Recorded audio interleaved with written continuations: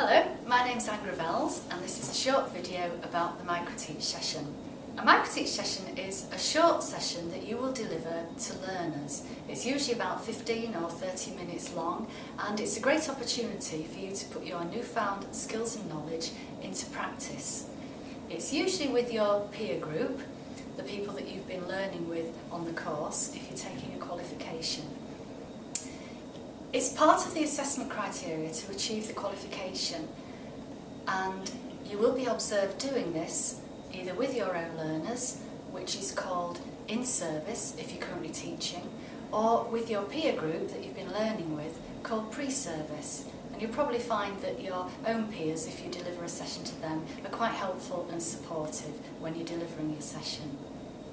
That's a very good question, one that I always get asked as a teacher of the course. And that is, what should I deliver if I haven't got very long to do it? Does it have to be my own subject that I want to teach or I'm going to teach? And probably not. It depends where you're taking the qualification. You might have to teach the subject that you do want to deliver to learners in the future. Or you could actually use a hobby or an interest that you have as a topic. I've put a textbook together called Passing Assessments for the award. And there is a whole chapter at the back of the book on micro-teaching, which you might like to read. And what I've actually done in that chapter is put a table of examples of topics that some of my own learners in the past have used when they did their micro-teach. And I'll just read you a couple of examples of those. For example, aromatherapy, creative writing, dog grooming. I even had a learner bring in her own dog, which was really interesting. Poetry, origami, or using a digital camera. So it can usually be absolutely anything that you choose and feel confident at delivering.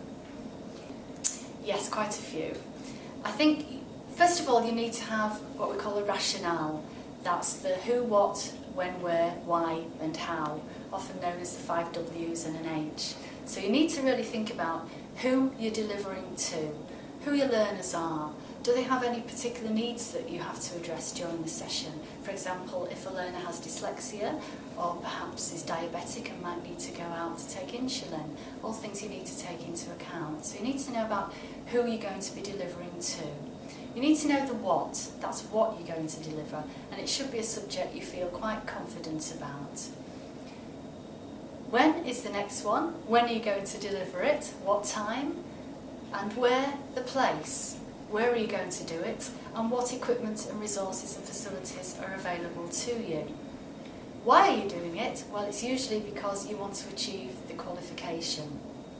And the last one, the how, that's where you're going to break everything down. And the best way to do that is using a session plan, often called a teaching and learning plan. And again, in the book, I've actually put an example of a session plan which shows all the timings for a 30-minute session and your aim and objectives and the activities you plan to use to deliver and assess your learners. So I think having a plan is really important, having a structure to your session. Think of it rather like an agenda. If you were going into a meeting, you have to have a structure and a plan of what you're going to do. Once you've got your plan, I would definitely say rehearse. Rehearse in advance in front of friends or family or colleagues, just to see how your timing goes, and also to see what questions they might ask you, or if something goes wrong, what contingency plan you've got in place to put it right. For example, if you're overrunning your time, you might need to cut down on something, so what could you remove from your plan if necessary? Or, if you're short of time, what could you add in, i.e. have you got an extra activity or some questions you could use? A great questioning method is what we call the PPP approach, and that stands for pose, pause, pounce, or more recently pose, pause and pick. And that actually means pose a question, pause a few seconds, and then pick a learner who you want to answer. The reason you pose the question first is so that everybody in your group is thinking of an answer. If you use the learner's name first, for example, Amy, and ask the question, then everybody will switch off because they know Amy is the one being asked. So do it the reverse way. So if you haven't got a very large group, the PPP method is a great way of filling in some time, and it's also a good assessment method to check that learning has taken place. Keep relaxed, keep focused. Stick to your plan where you can, but make sure you've got a beginning, a middle and an end. Back to the structure again. Have a format to follow. The beginning will be where you introduce yourself, and you can simply say, hello, my name is, and then you can introduce your topic. Make sure you find out if your learners know anything already about the subject you're going to be talking about. You don't want to be telling them what they already know. And if you've got learners in your group that do know something, draw on that experience and involve them.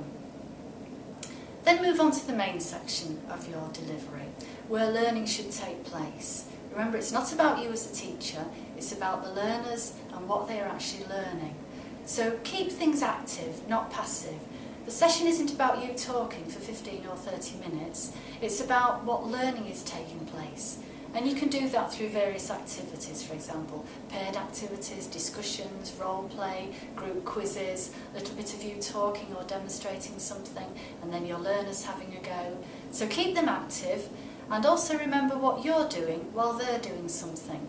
You don't just want to be at the front reading something or observing what's going on. You need to be in with your learners, looking at what they're doing, asking them questions, going around the groups, and keeping active with them. Make sure learning is going on by asking questions, by observing practice, and then when it comes to the end of the session, you can recap your aim and what has been learnt. And then if you're not sure how to finish your session, as a lot of my learners have often said, I don't know what to do when I finish. Do I just say, well, that's it? Just simply say, thank you. And then everybody knows you've finished.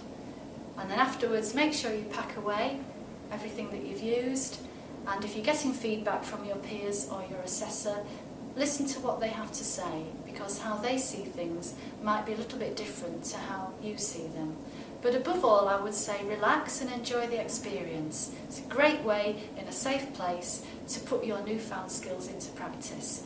So good luck with your microteach session. Thank you.